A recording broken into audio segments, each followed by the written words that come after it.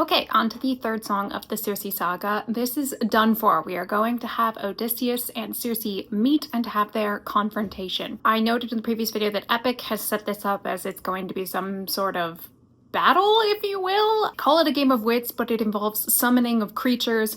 This is obviously not what happens in the Odyssey. There's no creature summoning, just Circe trying to turn men into creatures and, well, succeeding with most of Odysseus's crew. In the case of Odysseus and Circe, when they meet, he essentially, as I was saying, like bum rushes her. Like he literally just like pulls his sword and rushes at her. He's under the effects of the Molly, so her magic does not work on him, basically. In the same way it wouldn't really work on other gods. And in that way, he is able to physically overpower her, and what they'll end up doing is resolving the Xenia violation with her offering proper Xenia and also offering herself to Odysseus to take to bed, which he does for 3 straight days. Stamina, I tell you. However, I have suspected that Jorge is going to completely nix any reference that is there in the Odyssey of Odysseus sleeping with other people, as that would not conform very well to most modern sensibilities, and especially if you're also building up the idea of Odysseus and Penelope as a grand love story, which it absolutely is in the Odyssey. They just had different sensibilities back then. And then we shall see what happens. There's one song left after that called There Are Other Ways, which I'd wager would be them knowing they have, and being told by Circe, they have to go down to the underworld to meet with the blind prophet Tiresias. And that is going to help them in getting home to Ithaca when they've got themselves quite the Olympian opponent. But that being said, let's get into Done For.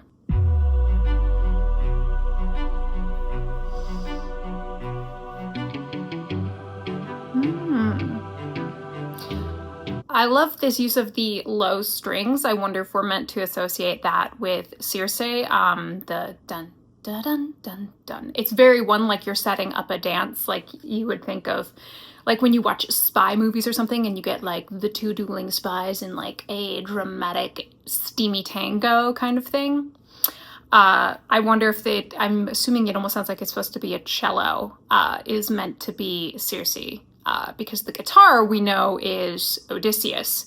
So we bring in the guitar after we've set up the nice kind of ostinato-like rhythm in behind with the, I'm gonna call it a cello because it's a low string, but it doesn't sound so low that it's a double bass. Interesting. Smart, actually. I mean, if you're setting this up as a battle, if you will, a duel, to have it with a very dance-like feel, especially when you're in a musical. That makes sense. That's a good way to portray such things, especially if it's a one-on-one confrontation. Lady of the palace, sorry that I ask this, but I hope that I've been misinformed. I sent out some scouts to take a look around through here, and they wound up at your doors. Through the years we seldom get a warm welcome, so I must ask just to be sure. Did you do something to them? Who, me? All I did was I need to stop doing this. This is ridiculous. This is ridiculous. But I mean, if it's just like, did you do something? Who, me? Did I do something? No, I love the idea of Circe coming and going, who, me? Do something? What? I love that. Circe is such a fun character in that, I mean, she's interesting. And she appears in multiple myths, so I'm fine with that. I do like this voice for Circe. She's got an element of seduction to her voice that's just sort of inherent in the way she has been delivering her lines. But very smart of Odysseus to go in kind of with an element of, I'm not blaming you for something, but I just gotta ask. One, he's sort of keeping a veneer of politeness, if you will, but it's also, in terms of strategy, he's trying to make it seem like he isn't under the effects of Molly and he's not as juiced, if you will, as he is. feel their true form. You turn them into pigs. I don't know who you are, nor why you're here, but let Choirs, me know she this is one divine. thing clear. I've got people to protect, nymphs I can't neglect, so I'm not taking chances, dear. I've got people to protect, nymphs I can't neglect, so I'm not taking chances, dear. She doesn't really have to protect anyone. Very few ever go to Aia. I mean, really the only other major Greek myth it features in is that of Jason and the Argonauts, and it's because she's Medea's aunt, and Medea goes there because she and Jason need to be basically ritually cleansed from the fratricide she helped him commit. And Medea isn't super happy about it, but she does help them. Nymphs I can't neglect. The nymphs, as I believe I stated in the last video, the nymphs are essentially her servants. Like, she doesn't really have to do anything about them. They serve her as handmaidens, essentially, in the palace. Not to say, like, she doesn't care at all about them. We just have no real evidence that she does or doesn't. And again, I wonder if Jorge has read Circe by Madeline Miller, because this sounds like something that would be an effect of that book. But I suppose it's also a way to kind of draw parallels between Circe and the Odysseus of Epic, at least, where he's framed what he's doing as, I must save my crew, I care about them, I have to go and do it. Whereas Odysseus in the Odyssey doesn't really give any reasoning for why he's doing it. It's just sort of expected that he would go and save them. That's just what a Greek hero does. I think I can see what we're doing in drawing these parallels. And I do hope this wasn't done as an influence of Madeline Miller's book, because drawing influence from media that's already drawing influence, like you're so many ways removed from the source material at that point that it's like, ooh, you could be getting what I would say almost like corrupted influence. It's part of why I have said, like, I'm not watching the animatics, because I don't want to be influenced in my interpretation by the animatics. It's a corrupted influence because they're already interpreting this, if I look at like the musical as the source material here. Sorry, that kind of long-winded aside. Yeah, I just kind of like how we seem to be drawing sort of parallels of how these characters are being presented here, which again, when we're building up to a sort of mano-a-mano duel, smart way, like build in the red corner, in the blue corner, start building them up, if you will. If you make one wrong move, then you're done for. Anything I don't approve, then you're done for. I could put a spell on you and you're done for. Boy, you better run, love this melody. soon you will be done for. I don't mean to tip your scale, but you will fail at placing any spells on me. I just ate a flower, one that claims your power, so you better cower now and flee. You must be a liar, mortals can't acquire money without dire consequence. Yeah, she's right. That's pretty much it. She's like, immortals are not able to pick Molly. It will, don't know actually if they ever specify what it will do to them, but I think it's just heavily implied. It'll probably just like kill them somehow. So she has a right to be like, what in the hell? Like, what are you talking about? What do you mean you have Molly? You're not. What are you talking about? She's gonna totally clock its Hermes though. Then I must be a god like you, cause I got this root from the ground with my bare hands. Hermes gave it to you, didn't he? Okay, fine, yeah, but regardless. Yeah, he hates admitting stuff like that, but yeah. Our fates are intertwined, they're attached. I've got people to protect, friends I can't neglect. So now there is no turning back. You've made your one wrong move, now you're done for. I will be the one to prove that you're done for. Not even a spell saves you, cause you're done for. Oh, you better run, or soon you will be done for. You've lost. Yeah. Okay, so I could hear in the mix, you know, these sort of roarings and these sounds of we're summoning creatures to battle each other. Again, none of that happens in the Odyssey. This, however, that final line, the shing, the sound of probably a blade being pressed up against, like, you could say either her neck or pointed at her chest, like basically threatening her. Which again, gods cannot die, but they can feel pain, and there is the fact that right now, as I was saying, Odysseus is kind of like, he's juiced, you know? He's got a similar level of power to her, even if only briefly. We don't really know how long Molly necessarily lasts, so it's a time limit. She could try to hold him off, but why bother? And it is also at this point, part of why he is able to succeed in this moment is he's putting right the Xenia violation. He's like, you've lost, just like admit you've lost, let's go about this the right way. Very short battle, other than like the cool music. Kind of wonder what the point was if we were going to do it this short. I thought the song, I mean, yeah, the song is less than 2.5 minutes. I guess I thought it would be a little longer and you'd really build it. Especially when it said, like, you do it when Eurylochus has described it as a battle of wits. There's no real wits that go on here. In the end, it's brute force, right? It's how he wins. It's brute force. That feels like a little bit of clunkiness in some of the writing, but again, this is a concept album. I would hope that means that if he's going to keep refining it and trying to make it tighter and tighter. I think the music itself is great. I'm just strictly looking at some of the lyrical things here that I would be like, maybe tighten that up, change some words, adjust, but you never know. It's not my project. But yeah, nope, she has lost. It is at this point in the Odyssey, again, Hermes tells him she's going to try to seduce you. You have to get her to say, we'll do this properly, essentially. Let's do it in the proper mode of Xenia, and then basically you can sleep with her if you want, and Odysseus absolutely would, and he absolutely does, like I said. Considering how many adjustments he keeps trying to make for, air quotes, modern sensibilities, I just don't see that happening. My nymphs are like my daughters, I protect them at all costs. The last time we let strangers live, we faced a heavy loss. My nymphs are like my daughters, I protect them at all cost. The last time we let strangers live, we faced a heavy loss. What is she talking about? Again, I fear that this is a Madeline Miller influence, and I really hope it's not. Because again, you're pulling influence from something that's adapted and making its own narrative choices, is also pulling from Roman sources and not Greek sources in order to tell its story. Again, that's Madeline Miller's story. She's spinning her narrative. She does what she does. To pull influence from that, though, onto this, that's too many 7 degrees of Kevin Bacon of separation, you know, like, you're too far removed from the source material. And it's also, the last time we let strangers here, we faced a heavy loss. There's no reference for anything you could be pulling from in mythology here. I mean, previously, yes, the Argonauts and the like came there, but Circe didn't suffer for what she did to assist Medea and Jason in sort of like ritually cleansing them. She didn't suffer any punishment for that. The only time they had, like, you know, an attack really that's noted on the island, I talked about in the previous song, is that of the giant Piccolos showing up and essentially trying to chase Circe off her own island. And none of her nymphs get mentioned, but also that would have been prior to Jason and the Argonauts. So I don't know what Jorge is referencing here. And this is stuff that in adaptation sort of frustrates me. And I get that sometimes it's hard to know, like, where do you look when you're trying to pull from Greek mythology? If you want to pull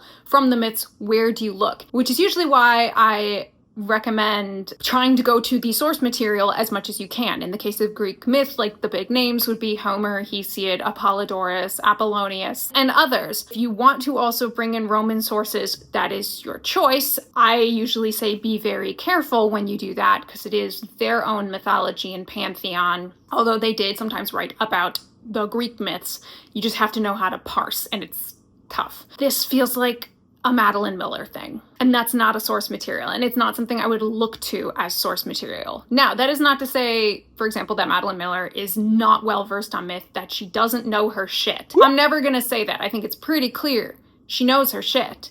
She just chooses to write her books as she does, and that's her choice. That is her interpretation. I just really hope that Jorge didn't look at that and say, oh, that's what happens, and pull from it, because what is being said here is not found in any of the myth. Like, I'm, as much as I'm trying to do this on the fly and I'm racking my brain, there's no encounter with Circe and the nymphs specifically on Aeaea that I can think of. Yes, nymphs absolutely get chased, usually by gods in mythologies, but like, this sounds like it's supposed to be a very specific incident, and I don't know what she's talking about. In addition, the sailors from Odysseus's crew don't cause her any loss other than, yes, food and wine, and they overindulge, and that is part of why they end up turned into pigs. But there's no reasoning in terms of the endangerment of her handmaidens, her house servants, the other nymphs on this island, that is referenced in the Odyssey. So I don't entirely know what we're supposed to be referencing here. Unless we are to believe this is some kind of ploy by Circe to make herself seem like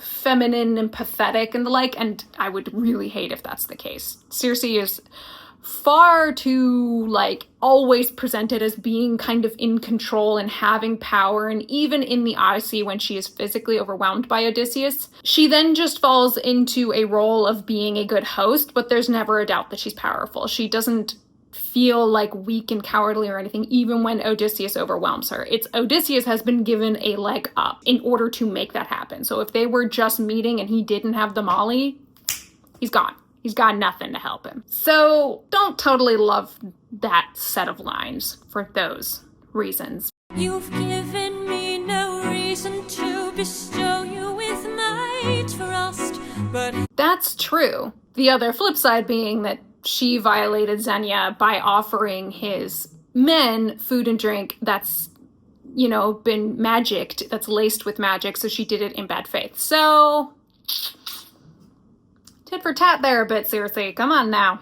You know better. Everyone's true colors are revealed in acts of lust. I'm not sure I follow.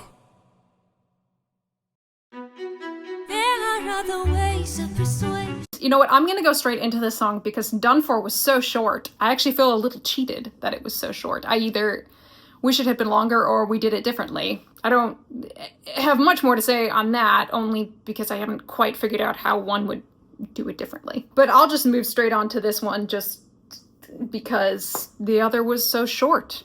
This is a very quick saga, but there are other ways. So this is, I think, going to be Circe attempting to seduce Odysseus. Again, in the Odyssey, it's less a kind of forceful seduction against his will, as Odysseus is just like, yep, I'm gonna roll up. She might try to seduce me, but I'm going to get Xenia back in line, and then if she offers herself to me still, that's in line with Xenia. There's no forcing. He doesn't have to say yes, but he absolutely can, and he probably is going to because he's a Greek hero. It's a thing they do. There are other modes of control.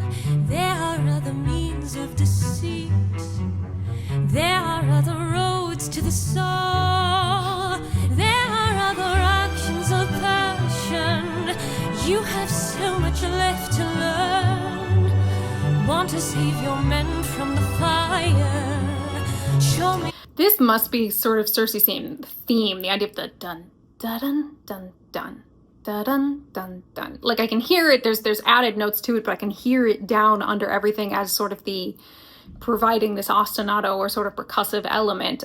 This must be sort of a theme that was written for Circe. And that's kind of fun. I mean, one, I like that she's a theme. I like that it's sort of dancey to it. Like it reminds me of sort of the starts that would lead to the famous opera aria Habanera from Carmen.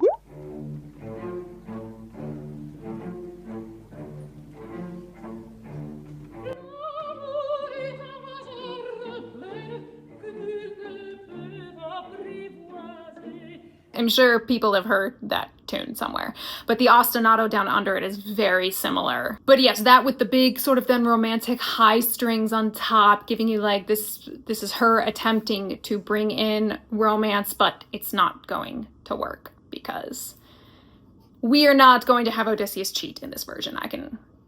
I can just sort of tell. It's one of those things where it was in terms of like Greek mores and ethics that would likely be deleted first.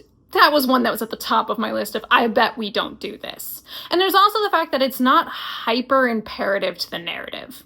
It's one of those things that the Greeks would not have blinked at, but it's also just like when you consider like things you're going to alter and adjust and cut in the process of adaptation, that is absolutely one of those things where you're like, it's not necessary. We don't need it. That you're willing to burn.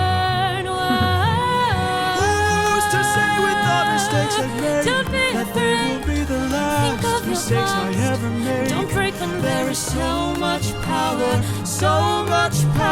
but there's no puppets. Nice bringing up the puppeteer.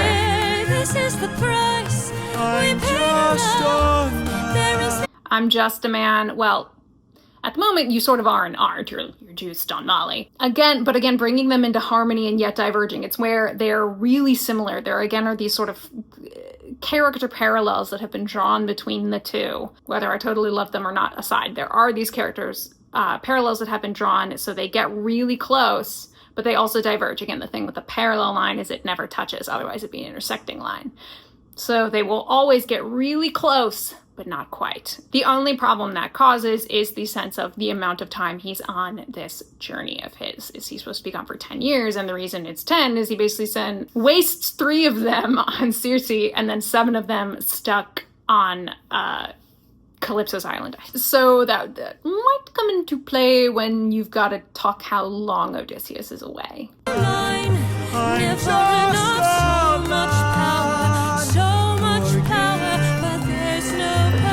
Is he gonna sleep with her? No. I can't. Yeah, I didn't think so. Penelope. I hear you in the back. Yeah. Back at home, my wife awaits for me. She's my everything, my Penelope, and she's all my power, but it's been 12 long years, oh, 12 long years since I 12 long years. Jorge? Did we forget our math for a moment? It's only been 10. It did not take 2 to get from Troy to Aia. Oh, I saw in the comments people mentioned something about 12 long years and he made like a math mistake with years. This must be it. Yeah, it seems like somebody made a mistake on the math and probably didn't realize until it was too late that it still has been only 10 years. However, again, by the end of the CIRCE visit, it's been 13 years total, because 3 days equals 3 years. Whoops. And something like the math, normally not too big a deal, though might cause some problems later because, again, sort of in a moment of, you could say, like, poetic symmetry, the idea is that he spends 10 years at Troy and then it takes him 10 years to get home. We like the things to match up. But, as I suspected, we are having Odysseus not sleep with Circe. So maybe they could write it so his wandering through the underworld is where time changes, and that's what takes 3 extra years, where maybe it doesn't feel like that long for them in the underworld. Which, again, let's remember that mortals did not really go to the underworld when they were alive. It was in very rare cases, whether it be Heracles having to get Cerberus, Theseus and his dumbass friend thinking they could kidnap Persephone, the queen of it. Theseus was a dumbass. Like, look, when I tell you Theseus had a lot of other shit going on besides the Minotaur, and he is a prime dumbass, Theseus is a dumbass. And then Orpheus, again, being another kind of unique one where he goes down and has his own myth with Eurydice. But usually you're not going to the underworld until you're dead. Oh, I guess also Sisyphus is another one. Yeah, again, like, you have occasions where it happens, but it's not meant to be seen as the norm. But Odysseus going down to speak with Tiresias, the blind prophet, is a big thing. And that's where, like, if I was going to, you know, say, take the Circe encounter, which is supposed to be like one encounter, go to the underworld, come back. I'm assuming we won't come back. That strikes me something where, again, you're trying to streamline and move the narrative along. You're not going to. I would say, okay, we'll make it so time moves differently in the underworld, because I think anybody could buy the idea that it's the underworld and time just works differently down there.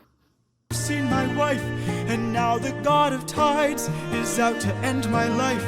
So I beg you, Circe, grant us mercy and let us puppets leave.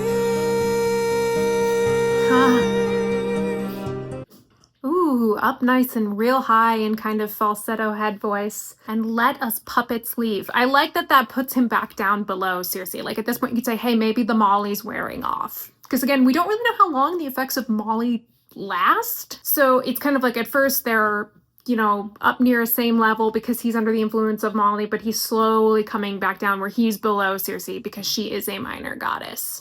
That's a nice way to do that. And also it's smart of him to, again, sort of play to Circe's own ego and that she is above him, because also at the same time we're having him reject her sexually, which generally doesn't go well.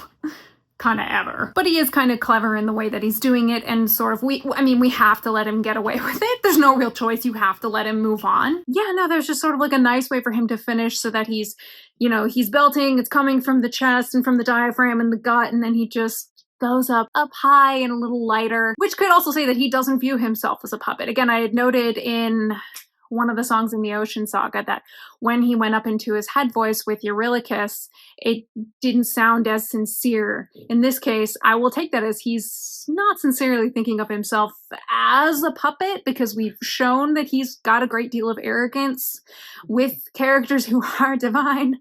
And we know how much that is like a pet peeve of mine, especially because of the setting of this story specifically, in terms of how the adaptation is doing it, that like we are in ancient times, we're not like in the modern era. But regardless, you can read it many ways and it comes into play in many respects. So like nice, and that's stuff that I can appreciate, where I appreciate the how lines are delivered will play a role. Poseidon, eh? There might be a way to evade him. There might be a way to get home. Though this other way's very dangerous, it might be your one final hope. Still kind of dance-like. I know of a brilliant prophet. Promise this prophet heart is dead. She's been dead a while. Home, but I'll get you to the underworld instead. Yes. I'll release your men and I'll get you to the underworld instead. Key change? Oh, maybe not. Helping us? There are many ways of persuasion. Yeah, I guess because we have changed the encounter, it would seem more of a surprise that she's actually willing to help him. I mean, to be fair, also, like a lot of their encounters, people have not been willing to assist them, which, I mean, everybody's very wary and suspicious of each other, kind of understandably, in that time. But yes, because in the Odyssey, when she assists him, it's not sort of seemingly unusual that she would assist them, because again, she's been there for 3 days/years. Again, time is weird. And because by that point she's being a proper host and in line with Xenia, of course she assists them and offers them help. Granted, would we call this going against Poseidon? Not necessarily, because he could have potentially tried to find his way down to the underworld himself, or, you know, tried to evade Poseidon in other ways. She's just like, I mean, you can go talk to this dead guy, but going down to the underworld has its own risks, especially when you're, you know, not dead. So she's offering him an option, but is kind of an equally dangerous option, just in a different way. And Tiresias, who's the blind prophet she's talking about, yes, he has been dead a good while. He was pretty old when he died regardless, but Tiresias features in other myths. Most famously, he's known in the myth of Oedipus Tyrannus, or Oedipus Rex, and he is the prophet who is there at Thebes, which is where this is taking place, and he is the one who tells Oedipus, like, oh, this terrible plague that's racking Thebes is because somebody murdered the old king. And of course, Oedipus at this point doesn't realize that this guy he had slain at like a crossroads was not only his father, but also the old king of this city. Like, that information has not made its way. And so he like doesn't initially believe Tiresias when Tiresias tells him like, oh, it's you, like you're the person and all of that. So, you know, sight versus insight and all those good things you study about. But he does assist Odysseus in the Odyssey. They go down to find his shade in the underworld, in addition to seeing some other people. So yeah,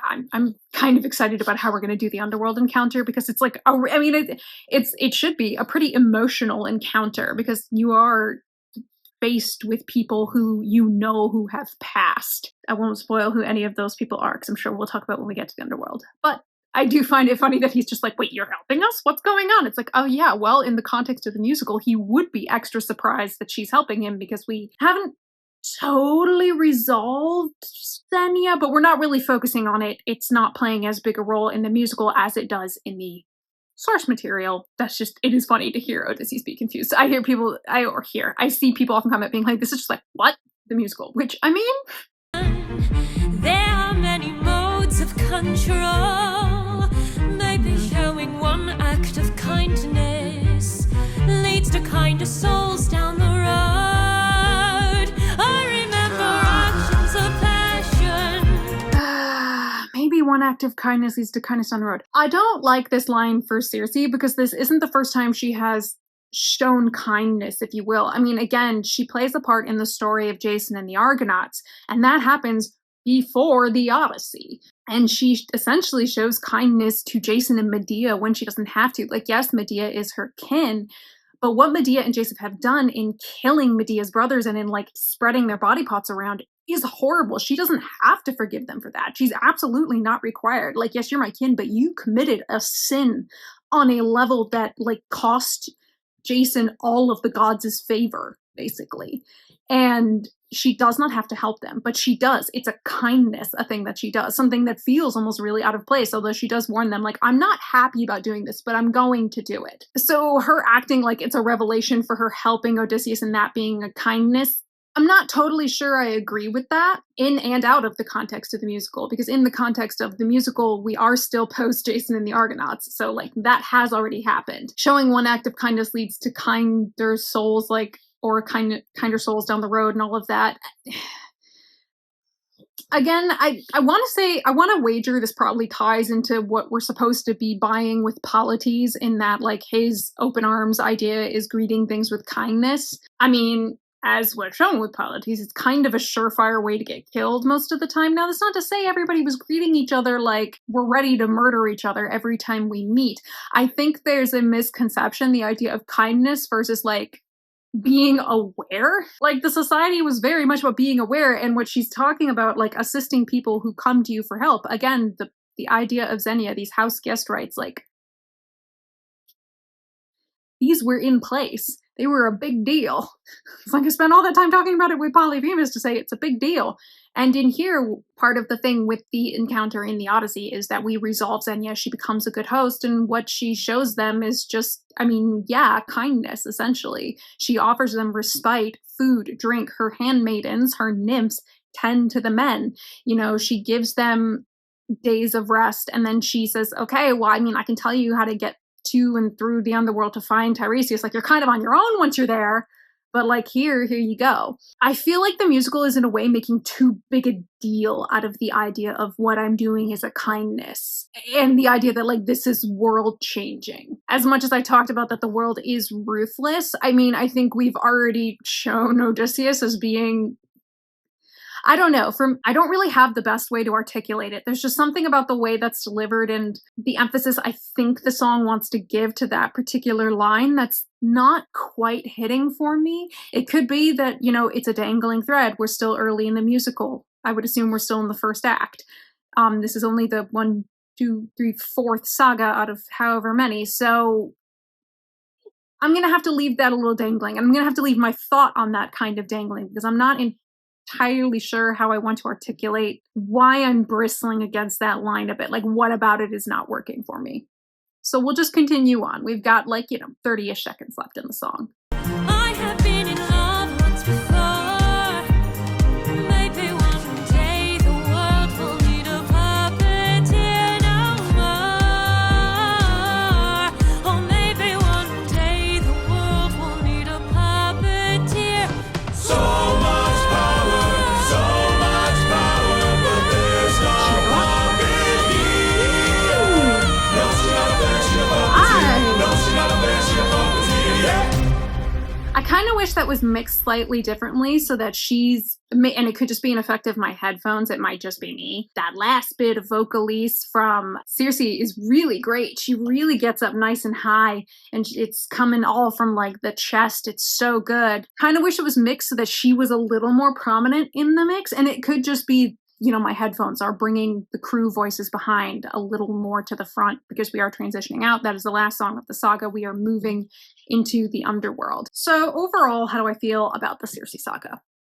It's fine. It's not the strongest of the sagas for me, and I think part of that is a lot had to get stripped out of it, which, again, part of the difficulty of telling a story like the Odyssey is that there's lots of stops and restops, and we come back to places and we move around and the Greeks love stories within stories within stories within stories and all over the place, so it gets hard to try to streamline it. We've completely taken out the character of Elpenor, who's a really important part of the Circe encounter, mainly for the back half of it. Unless we are going to meet him in the underworld, which would be kind of weird because we haven't mentioned him at all even leading up to this point. Elpenor is the youngest member of the crew who are left on Odysseus' ship, and during the time when they're there for like 3 days, he gets really drunk and he's up on the roof. Don't get drunk and get on a roof, guys. And he falls to his death. But none of them realize that. They're so caught up in everything, they don't realize that he's died. And when they get to the underworld, they meet his shade, and that's when they realize, oh shit, Elpenor died. We have to go back and bury him. So they go back to Circe after going through the underworld to bury Elpenor, because burial rites are very important. As we've established, the burial rites are important. Characters having proper funerals are very, very important. But yeah, no, overall, it's good. It's one of the first times I'm sort of left just feeling almost mid about a saga. It's really good. The music continues to slap. Like, I got no real issues with any of the music. I really did like the introduction of Hermes. I know my energy was really down in that video because yay, concussion recovery. But I did like the introduction of Hermes. I love the voice for him. mixing him with like synthwave pop is like such an interesting sound, and it gives him a sense of fun, and there's a playfulness to it that really suits Hermes. But yeah, we have stripped a lot out of this encounter by necessity. I mean, again, I mourn not having a lot of this stuff, but I can see it's by design and by necessity. I do take some issue with some of the lyrics in what I think has come from heavy influence of modern sources. Mainly, I've mentioned Madeline Miller's book Circe. It seems like there might have been some influence of that. I'm not sure, and somebody can correct me if I'm wrong. I wonder if he pulled influence from that, which muddy waters when you're trying to do an adaptation and you start pulling from modern sources, like modern adaptations like that for your content in terms of like really important character observations. But no, some really interesting stuff musically. The singer for Circe had this very kind of had a sultriness to her voice that I very much liked. It made her stand apart from like the singer for Athena, the one little bit we heard of Penelope in Keep Your Friends Close, I want to say. But yeah, no, we're off to the underworld, and the Underworld Saga is only 3 songs, which kind of makes me sad because I like the trip down to the underworld. But again, move the story along. It's a stop because you get to see all these characters and interact with characters, but it ultimately, a lot of those interactions don't play a major role in the story, and you kind of just need to move through. But that'll be the shortest saga by 4, even though it makes me sad. I wish there were going to be 4. But time to get down to the underworld.